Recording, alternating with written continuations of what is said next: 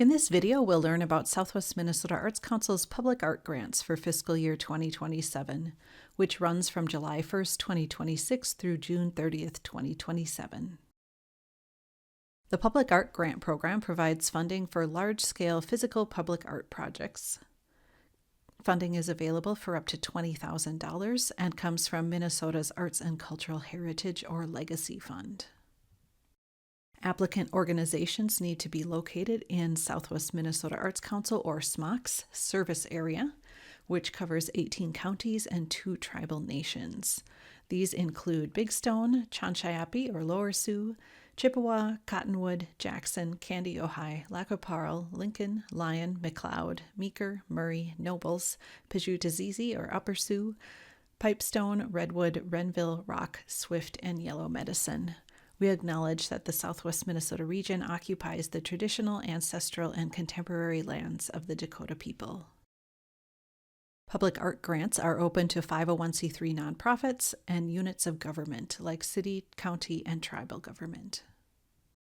If your organization is operating in the spirit of a nonprofit but doesn't have its 501c3 status yet, you can apply using a fiscal sponsor, which is an organization that does meet our eligibility requirements, and that organization would receive and manage your project funds for you.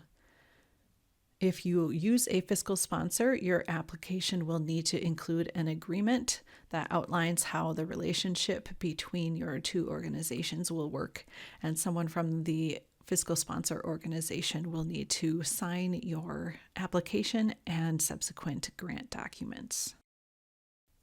Projects may include murals, sculptures, or other physical public art in the community, along with events to celebrate those new works. Projects need to leave an arts legacy in Southwest Minnesota through arts access in the community and continuing impact beyond the initial installation or event. You may also want to look at a Quick Support for Organizations grant to help with this large-scale project. Quick Support for Organizations grants can provide funding to plan for a specific public art project, including activities like gathering community input, the process for requesting proposals from artists, determining costs and available resources, and researching the feasibility or sustainability of the project. These grants are available for up to $2,500 and will help you gather all the information that you need to prepare for the larger public art grant application. As you're making your plans, be aware that we have an overall funding limit for organizations, which is $20,000 per year in grant funds across all of our programs. This may require your organization to do some planning at the beginning of the year to prioritize what you want to be able to apply for. For example, if you plan to apply for a Quick Support Planning Grant and the Public Art Grant in the same year, that will reduce the amount that you can apply for in public art. So with a max of $20,000 available minus the $2,500 from the Quick Support Grant would leave you with $17,500 that you could request for your Public Art Grant. If you did your Quick Support Planning Grant in a different fiscal year, you would be able to apply for the full $20,000 in the Public Art Grant.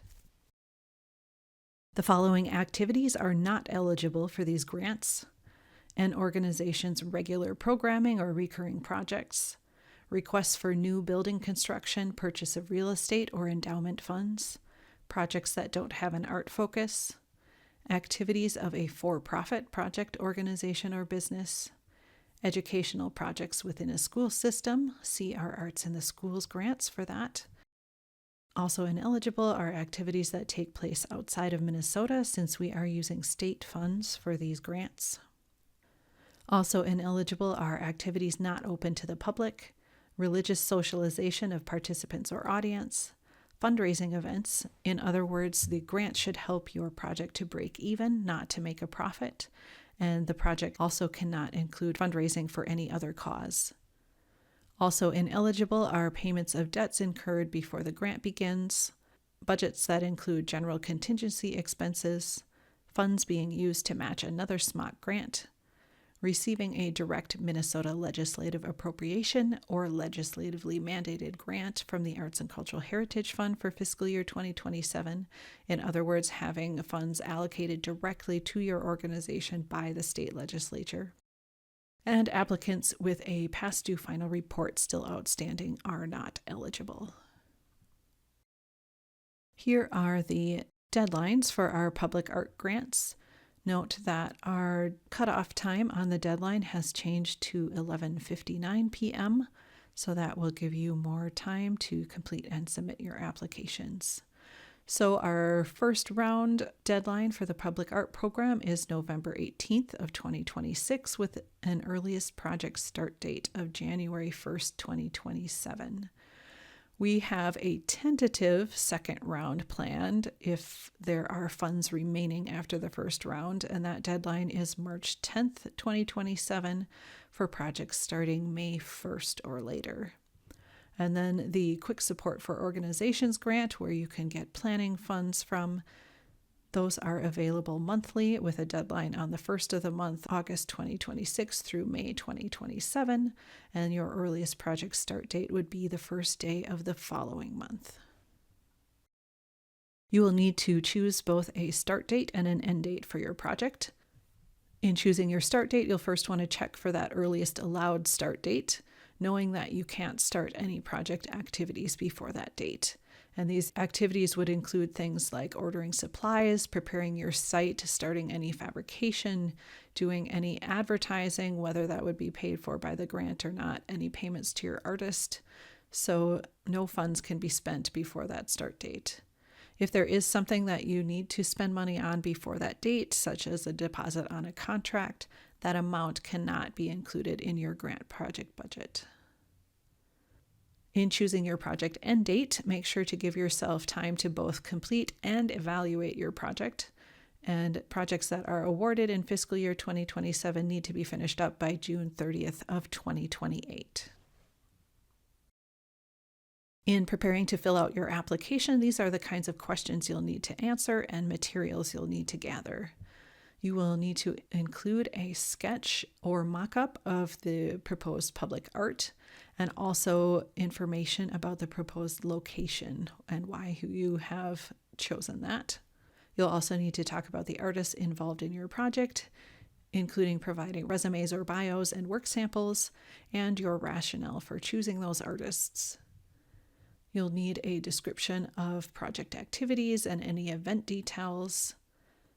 You'll need to share your plans for reaching underserved or underrepresented communities through your project, and also your proposed project outcomes and an evaluation plan. A few more things that you'll need to include are estimated audience numbers, information about any key non-artist project personnel, your planning and marketing schedule, the support and collaborations expected within your community, an itemized budget, an organization summary and list of your board members, and some additional demographic and organization data, and finally, contact information for a project director and authorizing official. As you are working on your application, we suggest that you do not use AI to help you write your application. It's important that you write in your own words since you're the one that knows your project details, which are more important than writing style. So you will need 2 individuals connected to your request. First is the project director, and that would be the person who's most directly responsible for the day-to-day activities of the project. And then your authorizing official would be someone who has authorizing power for your organization, like a president or treasurer. These roles need to be filled by 2 different people, and both of them will need to sign all of your grant documents, including the application. Here are the criteria that the reviewers will be using to score your application. First, the artistic quality and merit of your project, worth 46% of your score. Your plans for reaching the underserved in the community, worth 13% of your score. The impact the project will have on participants and audience, worth 28% of your score. and your ability to accomplish the project, again, were 13% of your score. In more detail, for artistic quality and merit, reviewers will be looking to see whether activities have high artistic merit and potential for participants to develop knowledge, skills, and understanding of the arts, whether the artists have an appropriate level of experience, and if the artist's work shows technical skill and artistic vision or voice. For reaching the underserved, they will look to see whether you have identified the underserved or underrepresented groups in your community, along with your specific plans for reaching out to and involving at least one of those groups in your project. And they will also look at your efforts toward ADA accessibility. For impact on the participants and audience, they will look to see whether you have demonstrated the importance of the project to the community and whether it meets their artistic needs. Also, whether the project shows growth for your organization or the community. They'll look for evidence of sustainable arts access and your plan for physical maintenance.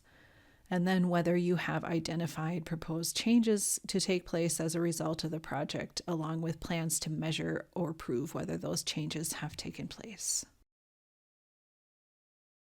Finally, for ability to accomplish the project, reviewers will look to see that you have an appropriate timeline, budget, and marketing plan. They will look for evidence of community support for the project and evidence of a strong organization, board, and other non-artist personnel. SMOC staff can offer assistance in several ways as you work on your application. First, we can talk through your project with you before you get started to make sure that you are applying under the right grant program and that your project is eligible. You also can get answers to any questions you may have as you're filling out your application. You can also have SMOC staff review your application draft. If you let us know about 2 weeks before the deadline, we can take a look at your application and let you know if you're missing anything, if there's anything the reviewers might find confusing, and just give you some general feedback. So if you have time to take advantage of that, that can be a very helpful opportunity. We also have many resources available for you on our website. You will find for each of our grant programs the guidelines and criteria, important dates, including when you will find out whether you have received a grant or not, and also application and report questions in an editable format so you can see what those involve before starting anything. We also have instructional videos available, including a tutorial on how to use the online grant system, another tutorial on how our grant process works in general, along with several grant writing related topics such as reaching underserved and underrepresented communities and putting together your grant goals and evaluation plan. There are also sample documents available on the website. You can see what a contract looks like. For organizations, there's a sample fiscal sponsor agreement. You'll also find the credit lines and logos that you may need to use in promoting your grant project. There is also the login to our online grant system, and you can find multiple ways to connect with SMOC staff. Thanks for learning about Southwest Minnesota Arts Council's grants.